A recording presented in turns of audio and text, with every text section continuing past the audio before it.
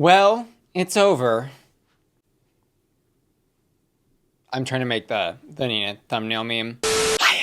It's me, Bussy Carey, and welcome back to Hot or Rot. Today we'll be reviewing the finale of Drag Race UK Series 5, and guess what, Mimi? We have a winner. Winner, chicken dinner. And I'm back again in the studio, so let's get into it. Our final three were challenged to learn lyrics and choreography for the new music video premiere of Rupaul's Spotlight, and the entire cast walked the runway one final time. Category was Finale Eleganza Extravaganza Dripping Jewels. With one notable absence from the episode, Cara Melle, who was apparently too sick to film. So make sure y'all go show her some extra love over on her socials, and specifically on her Instagram, where she posted the Finale Eleganza Extravaganza Dripping in Jewels runway she would have worn if she were there. And we'll begin today's video with a quick hot or rot of the eliminated queens finale runways. First up, in the order they were eliminated, Alexis St. Pete. And I don't know if it was the hair makeup or something about the combination of those two items on the runway tonight, but my first thought was that Morgan McMichaels decided she was gonna walk this runway instead of Alexis, and I was gooped and gagged, especially considering,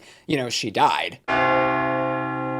Which is just a joke. Deep Drag Race lore there. But it wasn't Morgan, it was Alexis. And she does look really beautiful here. I thought that gold line polka dotted furry cape was fun and whimsical, especially contrasted with the severity of that dripping in jewels cocktail dress she's wearing. The only thing about this look for me was the dress itself. I thought was generic in the sense that there are tons of different queens who could have worn something like this and look great in it. And I really would have loved to have seen her bring some of her culture and heritage into that jeweled area of the gown, kind of like she was doing for those first couple of runways that we saw. And I'll note, I think she tried to do that a little bit with the cape. I just think it should have also been somewhere in the dress part of the look. But I hope you all know I think she looks absolutely stunning, and I'm just nitpicking because, you know, it's the finale and that's what we're here for. Anyways, this look is hot.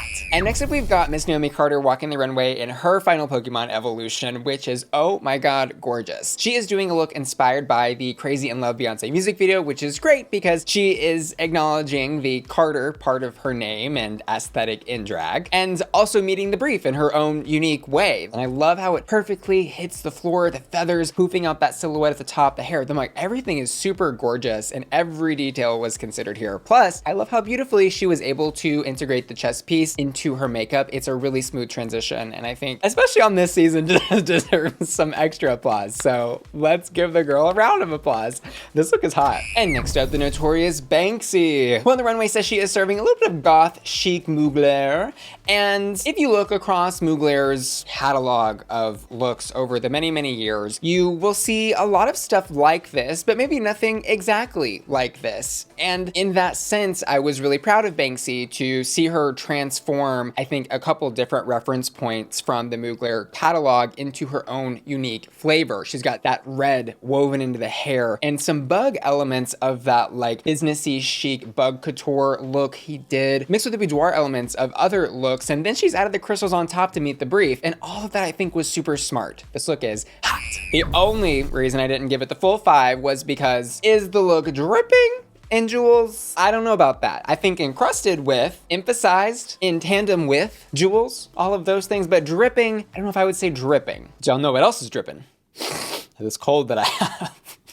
Oh my god, okay. And next up, the drama queen herself, it's Vicki Vivacious, who on the runway is giving us a Marilyn Monroe-inspired dripping in jewels glamorous gown. This is a gorgeous, gorgeous gown. At 100% says dripping. Girl, dripping, oozing, not only encrusted with and emphasized in tandem by, but absolutely dripping in jewels. And if you aren't familiar with the original reference point, this was the Bob Mackie designed Marilyn Monroe gown that she wore at the JFK president thing, you know, the happy birthday, Mr. President. Also, the dress, of course, worn by Kim Kardashian at the Met Gala a year or two ago that kind of got her in a bit of trouble because apparently the gown was allegedly a little more damaged maybe than before she wore it when it were sitting pristinely in a glass display cage at Ripley's. And like apparently even Bob Mackie spoke out that he was upset Kim was able to wear this on a red carpet, but it's Kim, you know, and Kim's gonna do what Kim's gonna do, I guess. Anywho, this look by Vicki, it truly is perfect in every single way. Not only does it meet the brief, emphasize who she is as a queen, but also transforms an iconic fashion reference into something dragged up,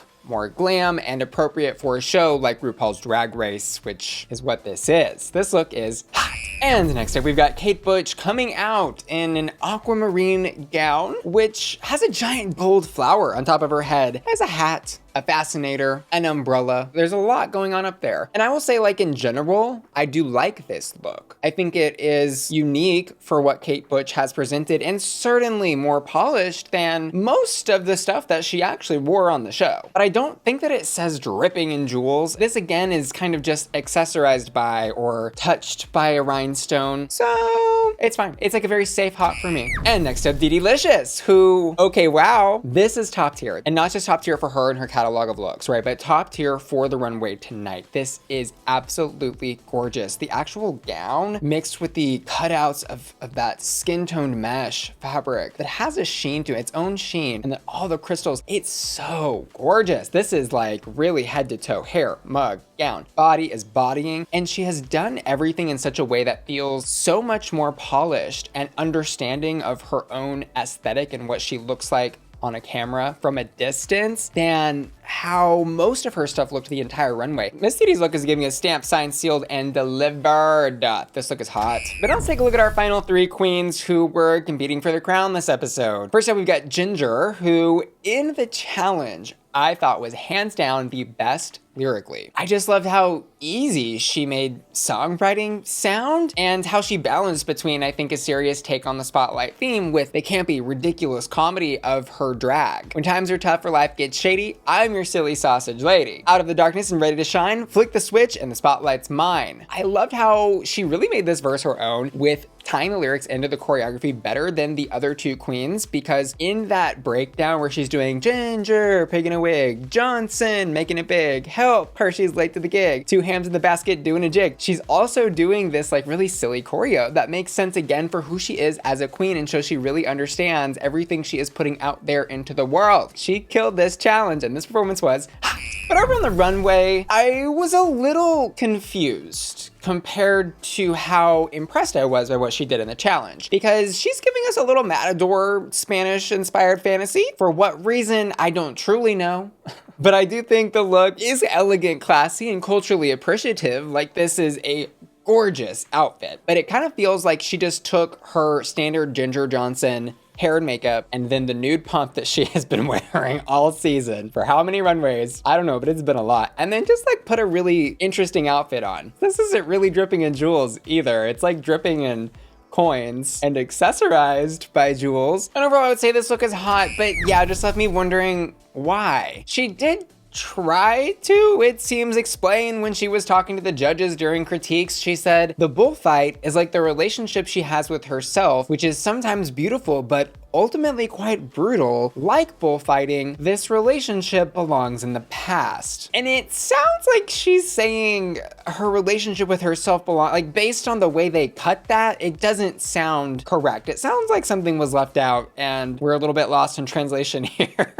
I don't know. Maybe I'm wrong. And now on to Michael Marouli, who in the challenge sang, "You know me, Mike Marouli, a bona fide superstar legendary. My beat is severe, my cheekbones stunning. A high drag career, let the verbs keep running." And that first part of her lyricism, I think, was a little generic. You know, I'm hot, I'm a good drag queen, I have high cheekbones. Very standard run-of-the-mill stuff there. I don't think she really gets into the good meat of who she is and what she presents to the competition that is unique until that second half. Fools be looking like, what is that? Baby, old school, new school, I bridge the gap. Like, that is smart and funny. Highs and lows I've always had to fight, then the curtains rose, I found my spotlight. And she ended that inspirational moment. Plus, she had some great choreo. She had that severity and connection with the camera that was very present. It just wasn't quite, I think, as unique or smooth in delivery as Ginger's, but it was close. And her choreo was a little more serious and less comedic. So, you know, different strokes, different folks. Different folks, different strokes. Different strokes, different folks. I'm having a stroke. Smell burnt toast, you old bitch. Oh, Geometrics roast really impacted me. Anywho, this was hot. And over on the runway, she is giving us some Let It Go, Frozen, Elsa and Anna Are Jealous realness. Oh, also Elsa and Anna mixed with a little bit of that Ice King from Adventure Time. Some of the severity and masculinity mixed in there. She's playing with both genders, Mike Marouli. But what I love the most is you look at this and you 100% get and understand who Mike Marouli is. Plus it makes sense as a capstone for all of her crazy over-the-top runways, of which there were many. She pushed the boundary and envelope of this showgirls style of drag more so than I think has ever been pushed, at least on Drag Race UK. Plus that flavor of camp and not taking herself too seriously in her drag is really what I think set her apart so much for me. And this look again is just a great example of who she is. Absolutely love all those giant shards, the jewels on the inside and the boots and the head to toe look, the head to toe. This look is hot. And finally, we've got Tomara Thomas, who in the challenge, I've got to say, performance-wise, raw performance dancing, choreo, magnetism, and severity to the camera 100% of the time. Girl, she nailed that. Better than Michael and Ginger combined. But I do think her lyrics lacked a little bit of uniqueness because it kind of just sounds like a generic bitch track at times when she's singing charisma, uniqueness, nerve, and talent. Tamara's got it all. Give me the tiara. So this, I think, was a little bit of a cliche that I personally just am tired of hearing. And I also think some of her lyricism could have used a little better enunciation in that middle to end section when she was singing Face for the Cover, Body Like a Runner, A Star Is Born, Look at Me Mama. It was a little rushed, I think, and again, didn't really say that much about who Tomara is or why she's more unique and special than Ginger and Michael. So yeah, my scoring here for her challenge performance was really more about just wanting a little more from those lyrics, but she did absolutely 100% knock the choreo dancing camera thing out of the park in the ways that the other two didn't, right? Different strokes, different folks. Different queens eating different beans. Those are my lyrics. That's why I'm never going on Drag Race. This performance was hot. And Tomara's runway is, in a word, stunning. I absolutely love the classic glamour mixed with modern fashion that she went for in this runway. Also, I just want to say, I think she might be the only queen truly like dripping in jewels in the way that she is truly dripping with those long, giant tassels of diamonds like rhinestones coming off of her outfit. There's so much movement built into this. And I love the stationary pieces of those giant puff sleeves going down into that encrusted, beautiful black opera cup. The styling here is just perfected. Like no one else has that raw and magnetism on a stage like Tomara, and that I think is what brought her so far in this competition. So props to you, mama. This look is a beautiful, beautiful capstone on her runways, and I think it's absolutely hot. And here we go into the end of this finale thinking that we're gonna see all three of these queens lip sync for the win, but RuPaul makes a last minute cutthroat decision to cut Tomara Thomas, which is like honestly so heartbreaking, I'm sure for her, but also for us as viewers to watch because we're so invested at this point of the season, you know, and we're seeing these three queens compete for the finale, but then we only see two of them advance to the final round, which, you know, sure, I do think based on everything that's happened, Ru chose the correct two to move to the final two. And I don't love when they've got more than two queens lip syncing at a single time, but it does still feel like a stab in the back to watch Ru send somebody in the finale that's made it so far to the back of the stage. It's really brutal, but it's also reality TV and that's why we're here. So we do get to see Ginger and Michael lip sync for the crown. And I did react to this lip sync over on my Patreon at patreon.com/BussyQueen. That's my members only website where my Patreon family gets exclusive member benefits like early access to my YouTube videos and access to exclusive videos like these reactions. And you too can become a patron and support my channel financially every single month by clicking the link in the description of this video. It would really mean a lot, and I truly can't make these videos without my patrons, so thank you to each and every one of them. Concerning the lip sync though, between these final two to the Erasure song, I thought they both did great, and I can't really say that either of them stood out more than the other here, which I think is really a bigger compliment than it seems like, because with a slower song that has maybe less dynamic highs and lows like this, it can sometimes be a challenge to watch, but they were both captivating and both gave what needed to be go appropriately. And the thing about these lip syncs is they are fun, but they never really mean very much in terms of who gets the crown. This is something we've observed on regular seasons, UK seasons, all-star seasons, yada, yada, yada. It's like, they're really just formalities at this point. And, you know, even if we think one queen does better than another, it never really matters anyways. It's all about what RuPaul wants and what she wants to crown. And RuPaul RuPaul decides tonight that she wants to crown Ginger Johnson, who, in terms of the competition, in terms of the challenge that the queens were presented tonight and everything, like the whole big picture, definitely makes sense. I also think, though, a Michael Marouli crowning would have 100% made sense here. And personally, I'll say I was kind of rooting for Michael a little bit more than Ginger, just because we have seen a lot of really funny queens come through Drag Race UK and indeed get those crowns. I mean, hi Denny Beard, hi Lawrence Chaney, hi Vivian, but have we seen a lot of queens like Michael who are approaching this with that unique showgirls, big stage presence, over-the-top camp looks, craziness win in UK before? No. So I thought for the uniqueness of the crown holder circle over there in the UK, Michael might have been a more interesting choice. Plus, I think if this finale truly was the deciding factor of who was going to get the crown between these two, Ginger nailed the performance in ways that Michael didn't. And so that could have very much been, and deservedly so, the straw that broke the camel's back. And I do absolutely want to say congratulations to Ginger Johnson on her win. It's 100% deserved. And overall, I want to say congrats to the entire cast of Drag Race UK Series 5, who were entertaining, had great runways, had very interesting runways at times, and I think showed us in a lot of different ways different sides of the UK drag queen scene. It was a shame, though, of course, that we started the season 2 queens short,